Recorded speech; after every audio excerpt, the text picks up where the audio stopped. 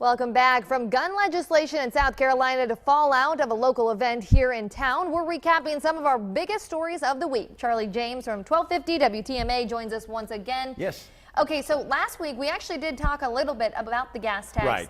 So let's go more into it because Henry McMaster, our governor, did talk more about it. And he did talk more about it. I don't think it's going to happen this year. I think Governor Henry McMaster is against this gas tax. He doesn't, from what he has said, he doesn't really see this as a priority for us fixing our roads here in South Carolina. Again, he's got an election coming up in a little while, so he's got to be really concerned about that.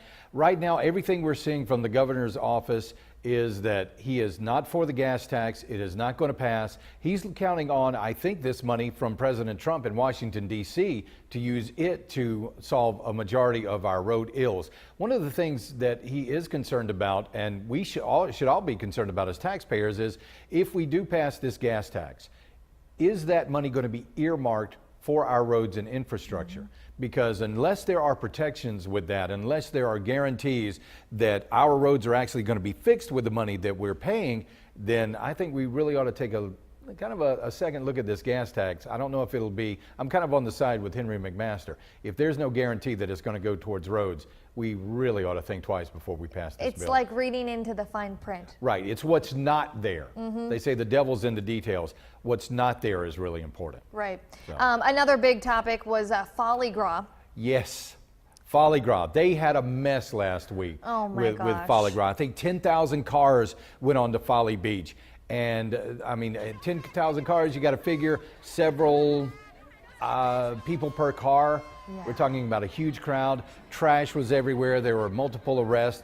The folks that live on Folly Beach, I don't think they want the reputation that Folly is starting to get to be party central of the Low Country. So they've got some very big concerns. Now they've even moved the Sand and Sea Festival, which was supposed to be coming up. They're moving that later into the year to make sure they can kind of get a grip on this, make sure they've got enough security in place, enough, take enough measures, put enough measures in place to where we don't have enough, another Folly Gras, because that was a debacle. No, it was, and I don't think people realize that this year was going to be so different than last year, but that's sometimes what happens. It's a catalyst into something more. And the weather was absolutely perfect. Everybody said, let's go out and let's party and get drunk and revel, I guess.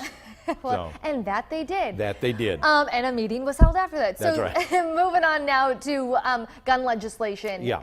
That's obviously always going to be a top talker in South Carolina. Absolutely. Two pieces of gun legislation going on right now that's getting a lot of talk. Number one, extending what I hate for people to call the Charleston loophole. Charleston had nothing to do with this. Dylan Roof did not buy the gun in Charleston. It was the FBI not getting this background check back in time. It was a debacle. However, extending this, and it's not even a waiting period here in South Carolina, but extending the time to get this background check back from the FBI, I don't think it would really hurt. Now, I'm a Second Amendment advocate. I'm all for your right to own and carry a firearm. However, I think 5 days is not going to be too punitive on a lot of people looking to get a gun, waiting to get this background check back. Is any legislation going to be perfect as far as guns are concerned? Absolutely not. Now they're talking about, we just cleared a first hurdle for what's called constitutional carry here in South Carolina, meaning you do not need to have a concealed weapons permit. If you are a legal gun owner, then you can carry your gun either openly or concealed. Again, I'm a Second Amendment advocate, but I'm not sure that this is really, it's a slippery slope. I think that's more how people are looking at it, is a slippery slope, because even if people are against it, 3 to 5 days doesn't seem like that big of a gap. Okay, you wait 2 days to get your gun. But that's the point I think a lot of people are seeing, is that, well, if we do go for this, it's a slippery slope. Yeah, and if we allow constitutional carry, the responsibility of owning a firearm is so tremendous and it is so great, and I don't think a lot of people that will be carrying firearms out there will fully understand the seriousness of any actions that might happen with that gun. So again, it's going to take a lot of debate. It's going to get a lot of talk. Of course, my phones always light up on WTMA when we talk about gun control legislation, but responsible gun ownership is the key to all of this, really. And that talking point will always be on the table. Yes, Charlie, it will. James, thank you so much Thank for coming you, Annie. in. Appreciate it.